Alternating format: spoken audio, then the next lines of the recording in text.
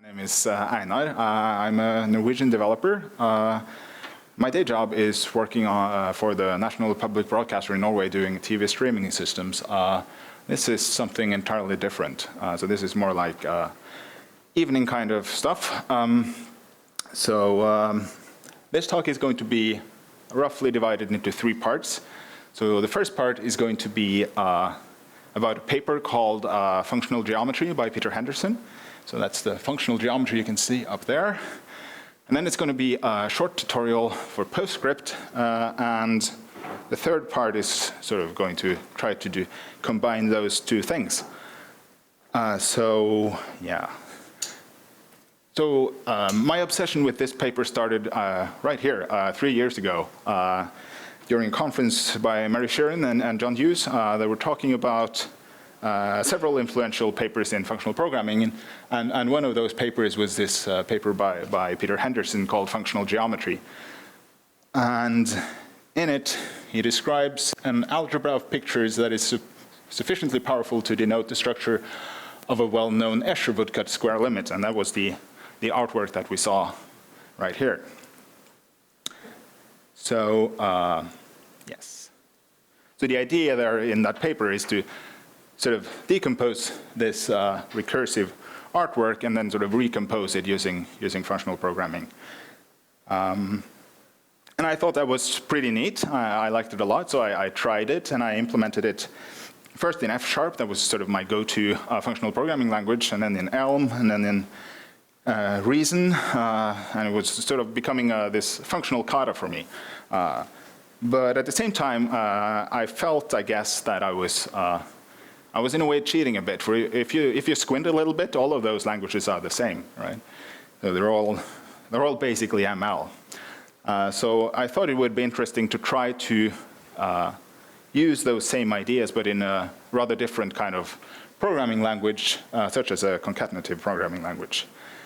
And then I wondered, okay, what kind of concatenative programming language should I use? And there were some sort of interesting languages like Factor and Joy that were sort of candidates.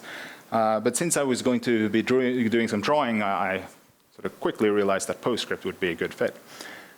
Right. Now, in the paper, what Henderson says is that a picture is an example of a complex object that can be described in terms of its parts. And therefore, he goes to define a picture as a function that takes 3 arguments. There are vectors, and then returns some graphical objects that can be rendered on a screen or on a page or something like that. Right. So basically, the essential abstraction in the paper is that a picture is a function from some box, which are these 3 vectors, to some rendering on a page or on a screen. Right. So it might look something like this. This is George, this is Stickman, and he is an example of a picture. Oh, I should stay in the light, they said. Okay, so these are these 3 vectors, the A vector and the B vector and the C vector, and then the picture is sort of, when you give it that box, it will render like this. But if you give it a different box, this is still the same George, this is still the same picture, but it's given a different box, and George sort of adapts. So he's slightly magical. He is like not only George, he is like every George in a sense. So you can squish him like this as well, and he's still George, just given a different kind of box. Now this gives you, I suppose, or it could give you an idea of how you can do some picture transformations, right? So if I start now, I have this F, and I want to turn it like that. I can exploit this thing with the boxes, right? So I want to turn it, so I can do something like this. So my turn function now it would take some picture and this box of 3 vectors, and then it would return sort of a different kind of rendering, a different kind of picture with a different kind of box. So the only thing you really manipulate is not the picture you give it, but the box that you're sort of passing to the picture. Now this is important to know, this is pseudocode. This is sort of similar pseudocode to what you find in the paper. This is not PostScript. And the PostScript is coming later.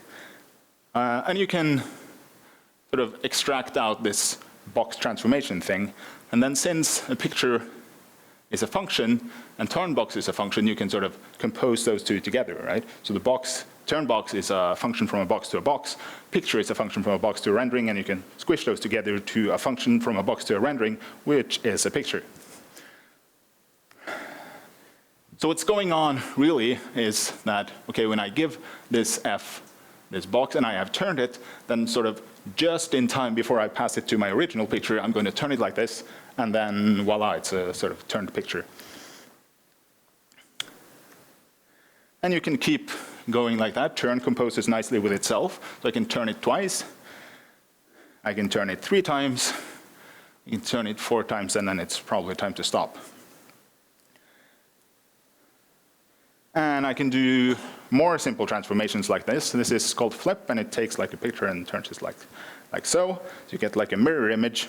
And you can use exactly the same approach. So again, I'm doing some manipulation of the box, and then just composing that manipulation with the original picture.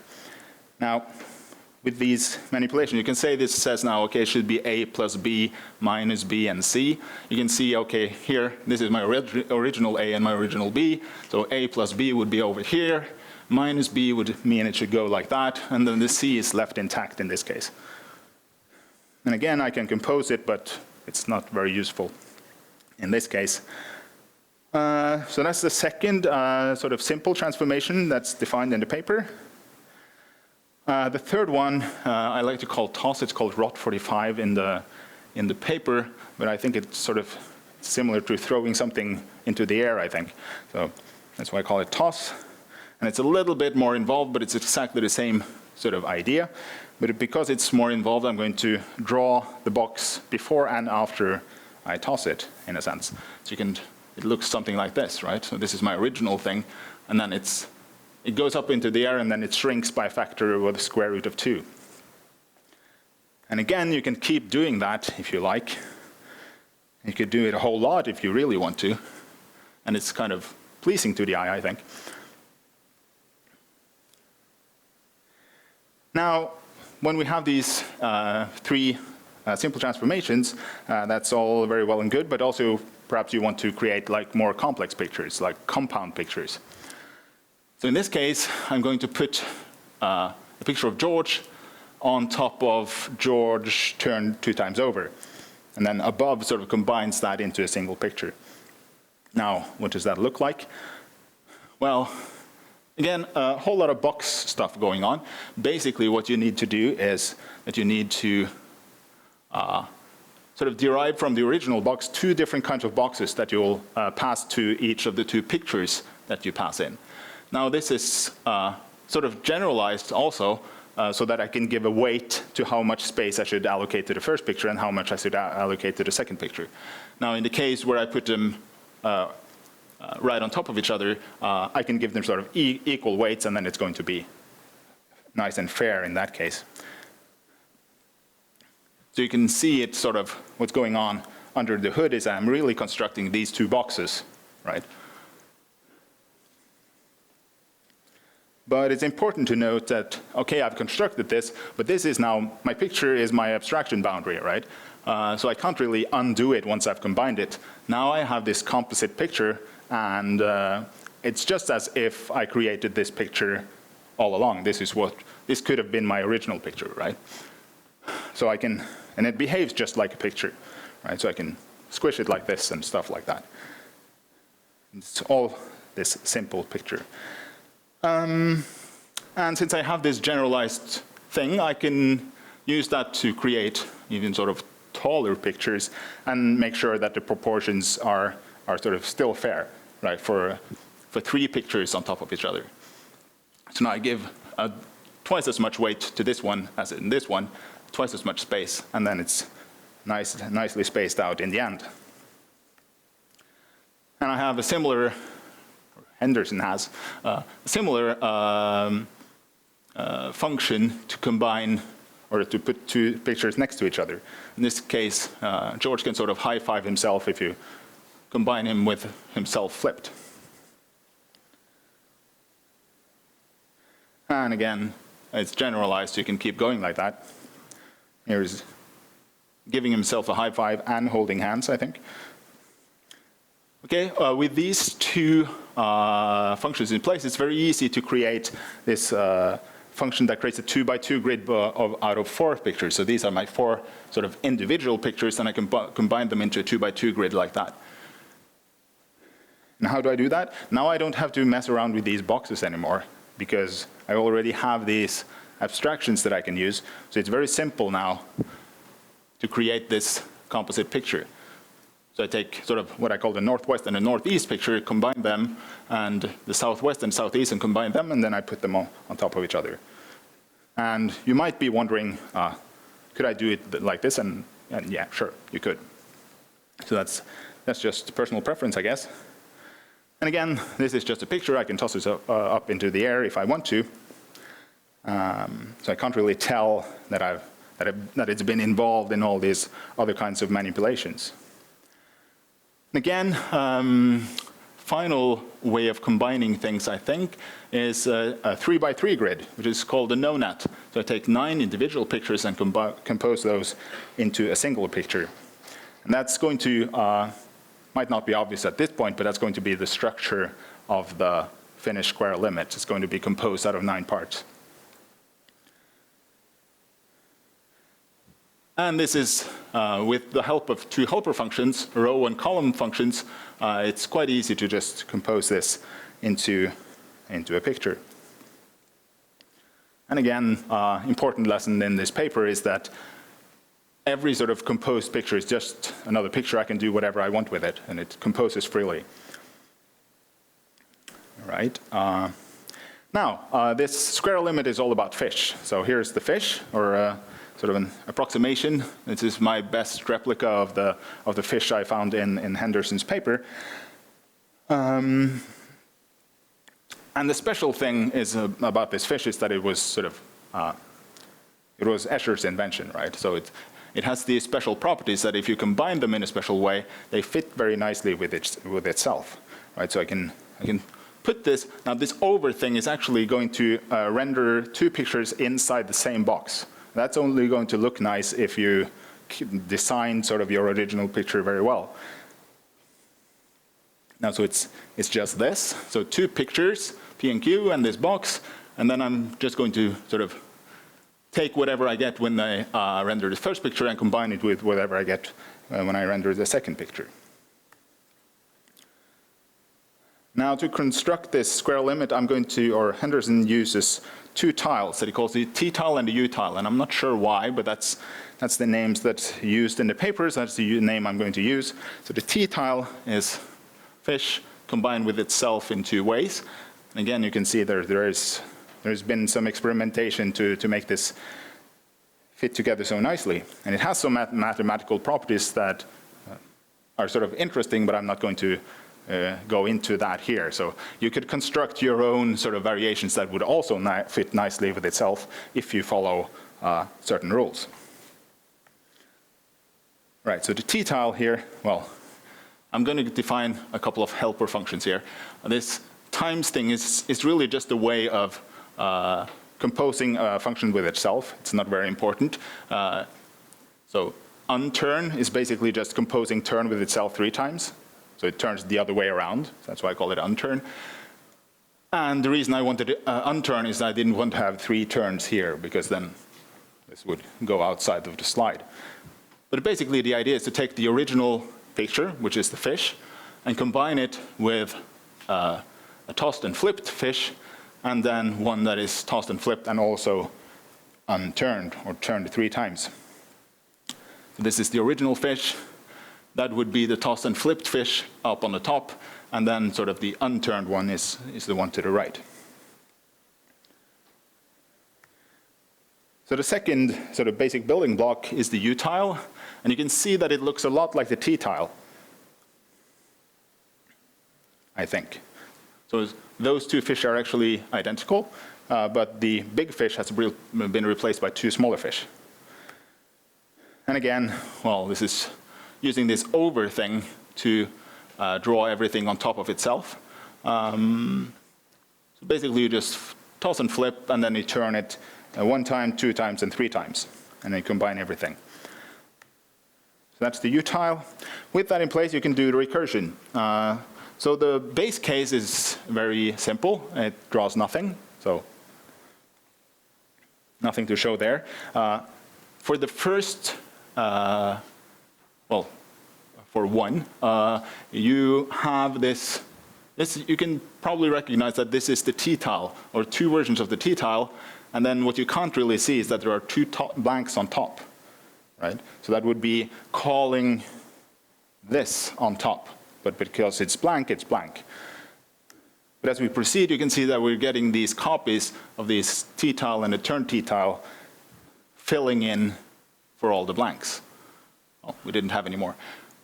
It looks like this, so blank for the degenerate case, and then you call itself recursively for the two sort of northern parts of the quartet, and then you have the turn t-tile and the t-tile.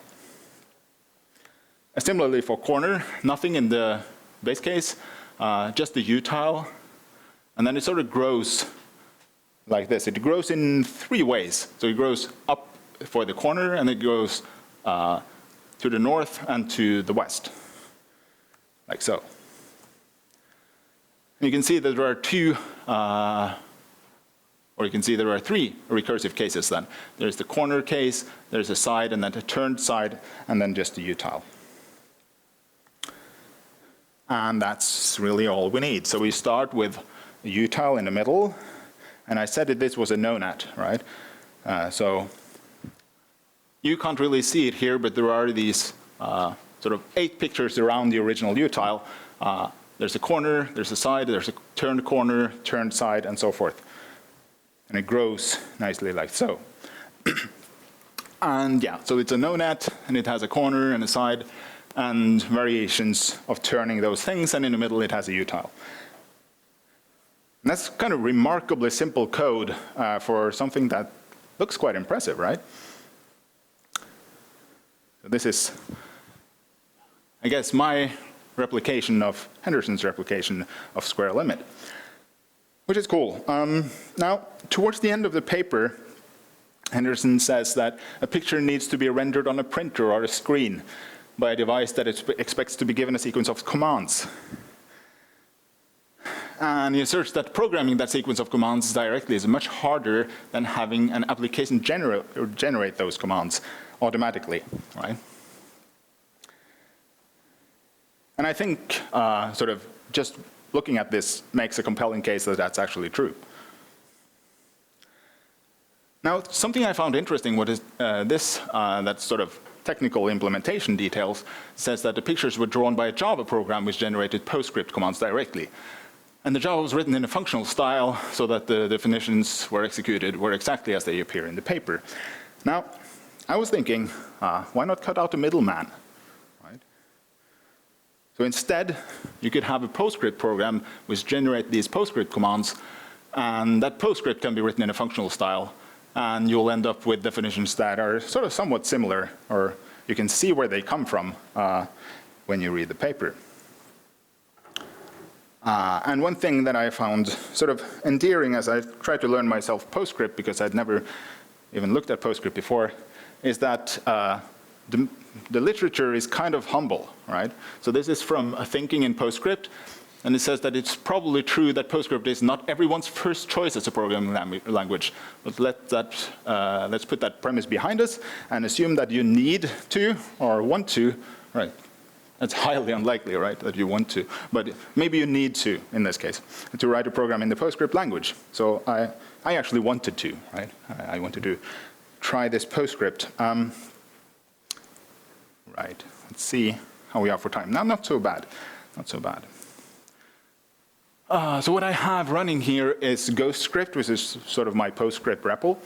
And I'm going to try to create, let's see, a hello world program in PostScript, right? So I'm going to find a font, and then I'm going to scale that font, and I'm going to set that font. Let's see. And I'm going to want to try to say hello. Let's see.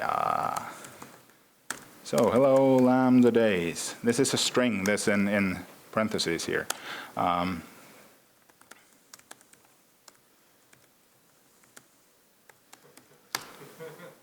And if that was written correctly, we might, oh well, I'm going to have to do something like this. Now, so I start out sort of in the bottom corners. I need to move up on the page so that I can see what I'm writing. And then I'm going to try to say hello. And if everything works nicely, we should see hello, Lambda Days. OK, it worked. Nice. And right, so PostScript is kind of cool. So you can do these rotations and stuff. So you can, well, I'm not a sort of graphical person, so I think this is cool. But yeah. So let's see. Right, so that's hello world. But I think we need to sort of get a little bit acquainted with PostScript. So PostScript is a concatenative language. You do sort of your programming by putting values onto the stack, doing operations, and some of those operations push values back onto the stack and stuff like that. I'm just gonna, oh, let's see. Oh, here I am. Oh, there's something weird. I can't really see my cursor, and that's going to be a problem. So this grestore all, that sort of resets these translations and stuff that I had. So just to get a clean slate. So I can push a value onto the stack just by typing the value, and then I have my 1 on the stack, and I can push more values, and I have more values onto the stack. And there are different kinds of values. So you have integers, booleans, strings, and I don't know, arrays, which can contain pretty much anything. Oh, I didn't finish. Oh, I didn't finish my array. So I have a 1 and a 2 and a 3 and a true and a string and an array. And then I have a lot of stack manipulation operations that are very useful when doing PostScript programming. So a very basic one is to swap the 2 top elements on the stack. So here I'm going to do this exchange operation, and then the hello and the array with the apple in its side should swap places. And pstack just prints whatever is on the stack. So now I have hello on top instead. And you can do more things that are also useful and perhaps unusual. You can, well, sort of swapping 2 elements is nice. Sometimes you want to do sort of deeper manipulations of values on the stack. So I'm going to do this roll operation. And in this case, what this roll does is that it takes what's on top of the stack, and then pushes it down to the position 3, right? Because it says, I want to involve 3 elements in this roll, and I want to roll once. That's what the roll operation says. And I can roll back if I want to. Right, so now I'm where I started. That goes the other way around. I can involve more elements, and then that's going to go deeper down into the stack. And now we see that the hello is all the way down there. OK, so that's some stack manipulation. I can take everything away. Obviously, you can do sort of like your basic arithmetic and stuff. Right, so adding numbers, subtracting numbers. And you can see that I'm not really very careful about sort of writing 1 thing or 2 things. Everything gets pushed onto the stack and sort of evaluated there. So typing 5 space sub is just the same as typing 5 enter and then sub enter. That's the same thing. Yeah, so don't be confused by that. Okay, enough of the math stuff. Right, what else do we need? We need procedures. Right, so we don't have functions, we have procedures. You can sort of simulate functions if you're disciplined about it, but sort of in general, procedures are named things that can have an effect on the stack. So it might pop some elements from the stack, and it might push some elements onto the stack. It can be nice if it just pushes one thing back onto the stack, and it could be nice also if it's always consistent in how many elements it pushes onto the stack, but these are sort of optional things in PostScript. So this is what defining a procedure looks like. So this is the name of my procedure. It's called enc, and then it's a procedure body with these brackets, angle brackets, and then this def says that, okay, I'm going to take this name and sort of bind it to this procedure body, so that when I have like 5 and enc, that's hopefully going to give me the number 6, right? And I can do enc as many times as I want, and it behaves the way you expect it to. Now, one thing that's interesting is that these procedure bodies can live on the stack. And that's kind of important because we're going to do sort of higher order procedural, or higher order, we're going to work with higher order procedures. So one thing that I can do is that I can take this name and say load, and then I get the body of the procedure on top of the stack. And once I've done that, I can see exec to execute it. And then that was similar to just writing add in, or enc in the first place. But that's going to be very useful when doing this, implementing these, this square limit stuff. Right. Let's see. We had, oh, we didn't really look at arrays. So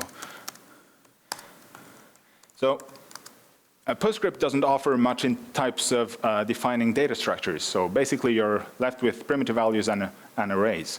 So we're going to use arrays a bit. I think I'm just going to clear this and then have just my array. One thing that you can do in an array is sort of dump everything that was in the array onto the stack. So now I have all the elements from the array, and then the array, a copy of the array itself. Sometimes you don't want that. Sometimes you're not interested in the original array, so you can just pop it off and then sort of it's gone. So sometimes what I like to do is do this LoadPop combination that achieves that goal. You can create arrays by saying how large they should be and then say array, and then you have sort of an unfilled array. And you can do a store, which is kind of neat. It's going to be clever enough to take enough elements from the stack to sort of fill up your array. And then there is one more neat trick with PostScript and arrays. You can say, I just wrote sort of the start of an array there, and now it says mark on the stack. So I have the start of my array pushed onto the stack, and then I can do this rolling thing. And now I have the mark down there, and then I can stop my array, and then I grabbed whatever was on the stack. And that's kind of unusual and very, very useful. And the reason that it's useful is something that I'm going to talk about now. So I said that, let's see. Okay, so I have this. Is this what I want to look at? Not really. So let's see, let's say I have like 4 and 5, and then add onto the stack. Now, add is a primitive in PostScript, so it doesn't really show you the procedure body. It's just this dash dash add dash dash, and that's whatever the implementation of add is now on top of the stack. And what's kind of cool then is that I can sort of use this trick that I had.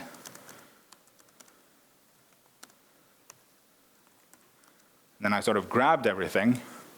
And then there's one more weird thing, because procedures in PostScript are really executable arrays. So if I take my array now and set the executable bit, I have a procedure body. And that means that I can execute it.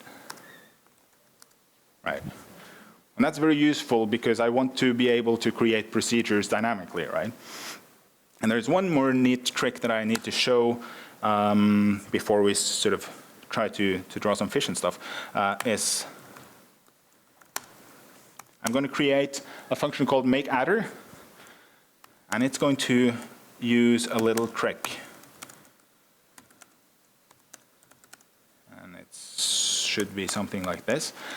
Now, so what it's going to do is going to do this, push this onto the stack trick, and then it's going to swap with whatever is already on the stack. So it's going to assume that there is something on the stack, but I'm going to put that start of the array below whatever was there. And then I'm going to say add, and then I'm going to set the executable bit on that name. So it's going to mean that I can call this add function. And then I'm going to finish off my array. I'm going to say that, OK, it's not going to be an array anymore. It's going to be a procedure. And that's going to be my function. Now, how does that work? It works like this. So if I push 1 onto the stack and then say make adder, you can see that I captured this 1 value that was already there. And that's going to be very useful. Of course, if I do 2 make adder, that's going to capture that value instead. So it's a way of sort of closing over elements on the stack and then having that kept inside the procedure. OK. Now, live coding in PostScript is kind of particularly painful because, well, it's a dynamically typed and a dynamically scoped language. And usually I like to rely on some sort of help from the compiler to catch bugs. And if I can't do that, I'm going to throw a lot of unit tests on it. And PostScript doesn't really have anything in terms of unit testing either, so you're basically on your own. So I'm not going to write all the nitty-gritty stuff because that, well, would be here all week. But I'm going to show you some things. Let's see. So I have, oh, this is the wrong one. So I have something called figures, which contains sort of primitive, I don't know if you can read this. Here it says draw f, and that draws my sort of basic f. Then I have some more draw functions. I have draw George as well to draw our friend George. And these are very simple, but these have none of these sort of magical properties that they don't really adapt to anything, right? So let's see, we have 10 minutes. I think, yeah, I'm just going to do, let's see, yeah, if I do,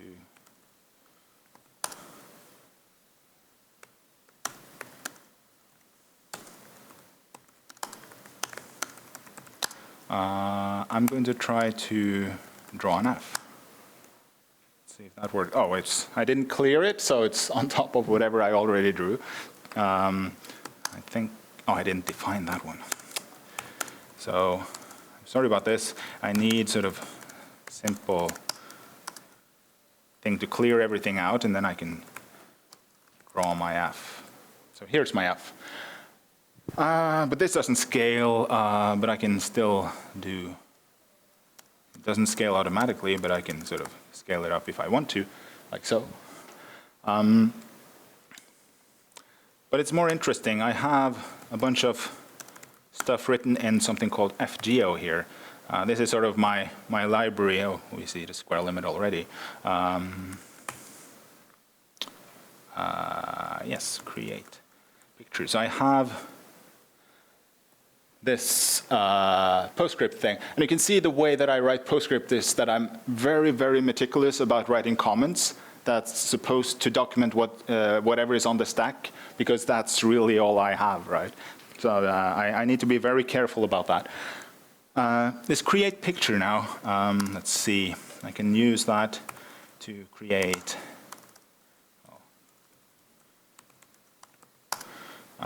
create picture. Let's see, I'm going to create George, I think.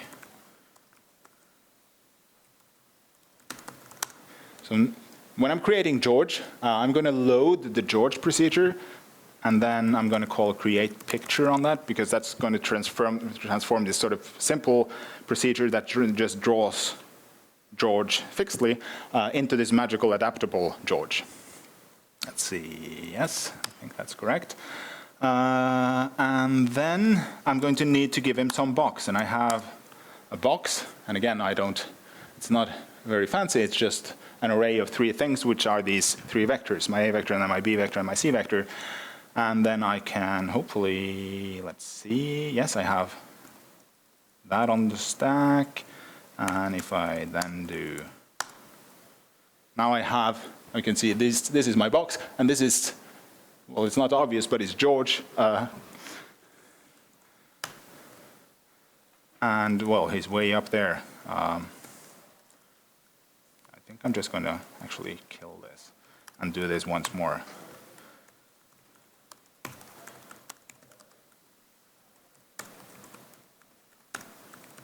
So let's try that once more.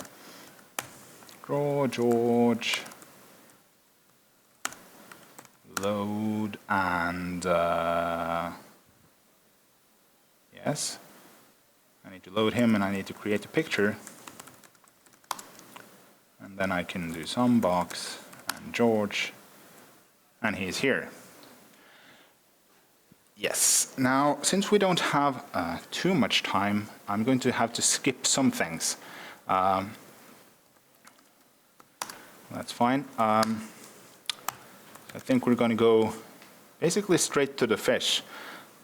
So I have my fish here. This is already sort of the magical fish, right? Not the draw function. So I can do some box, and since I'm now pushing the box after the fish, I need to remember to swap the elements before I execute it. So this is now my fish.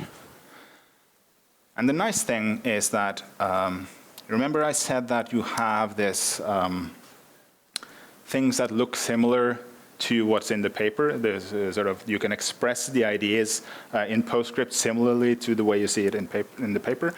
Well, let's see if that's true. So I have fish load, and I'm going to duplicate that. So now I have 2 copies of the fish.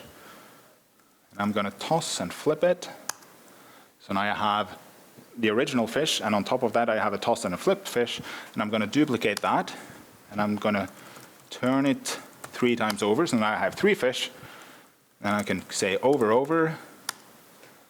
Now I have a single fish squished, or 3 fish squished together in a single picture. And then I have my T-tile.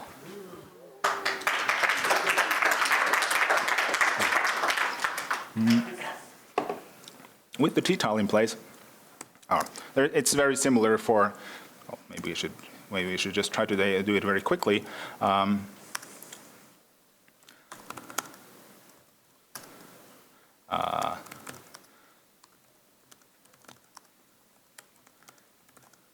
now what I'm doing is just take the fish, toss and flip it, and then duplicate that and turn it, duplicate that and turn it, duplicate that and turn it, and then say over, and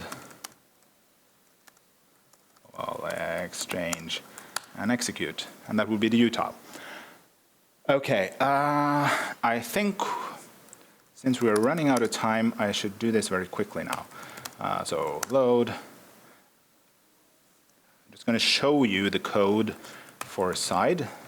This is how you do branching or a way to do branching in PostScript is this less or equal thing, and then in the base case, you just return the blank picture, and then you have the recursive case down there.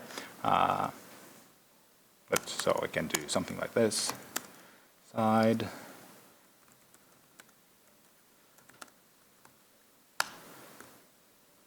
Like so, and well.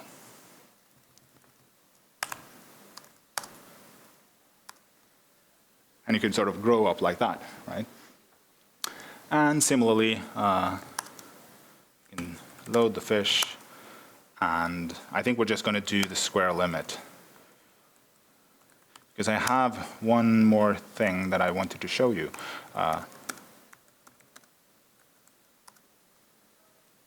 So this is the square limit. It looks sort of like, if this is an attribute of the viewer, if you print it or convert it to a PDF, it's going to look nice.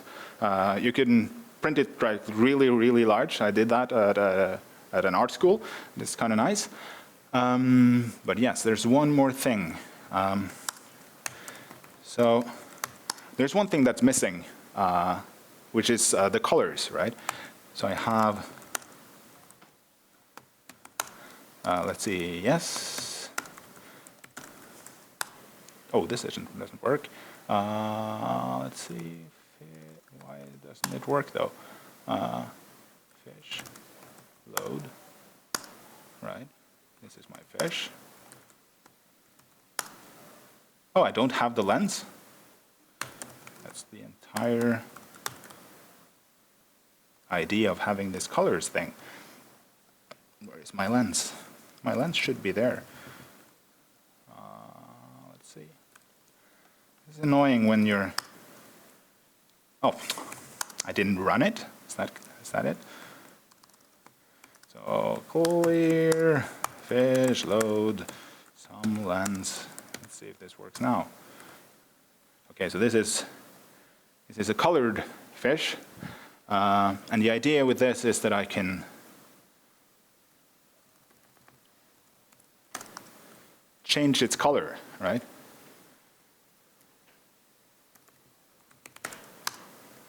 So I have 3 variations of the fish, and if I keep doing it, well, I'm back to the black fish, so it goes around, right? Let's see. Yeah, I'm just gonna, let's try a big one, square limit. And we have this, right? And I think that's all we have time for. So thank you very much.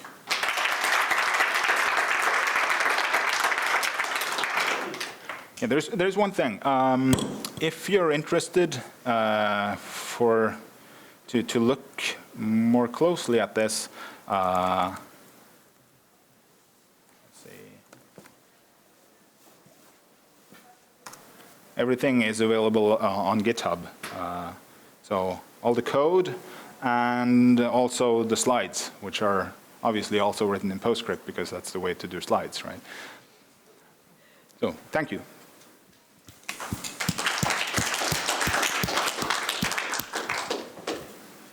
I don't know, do we have one quick question? Because we are a bit out of time. But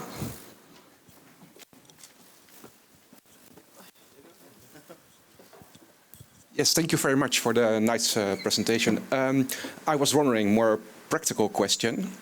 You mentioned you printed it, and I assume the PostScript get executed at the printer when you do that.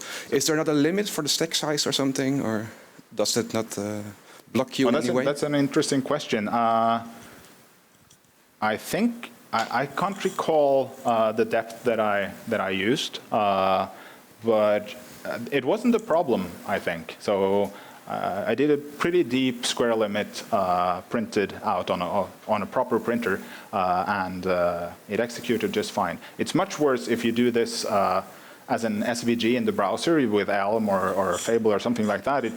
The browser just kneels because the SVG gets kind of big, right?